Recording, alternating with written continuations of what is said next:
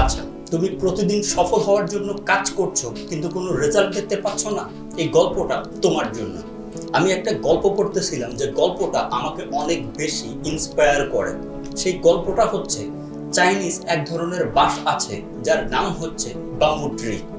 এই বাম্বু ট্রির বীজ বপনের পরে প্রথম 5 বছর বাইরে থেকে কোনো কিছুই দেখা যায় না। এই 5 বছরে সেই বাম্বু ট্রি মাটির নিচে শিকড় ছড়িয়ে নিজের ফাউন্ডেশন বিল্ড করে।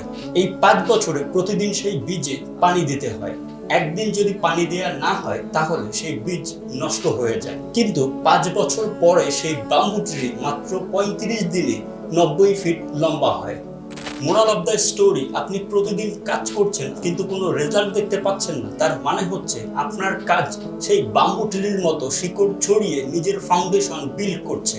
6 মাস, 1 বছর বা 2 বছর পরে এমন একদিন আসবে যেদিন আপনি খুব দ্রুত গ্রো করবেন সেই বাম্বু ট্রির মতো।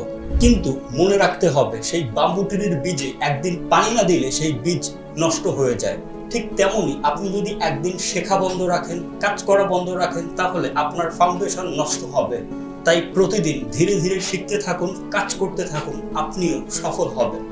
আর হ্যাঁ, প্রতিদিন আমি নতুন কিছু শিখছি আর আপনাদের সাথে শেয়ার করছি। আপনি যদি আমার নতুন কিছু শেখার জার্নিতে পার্টিসিপেট করতে চান, তাহলে ফলো বা সাবস্ক্রাইব করে পাশে থাকুন। Thank you.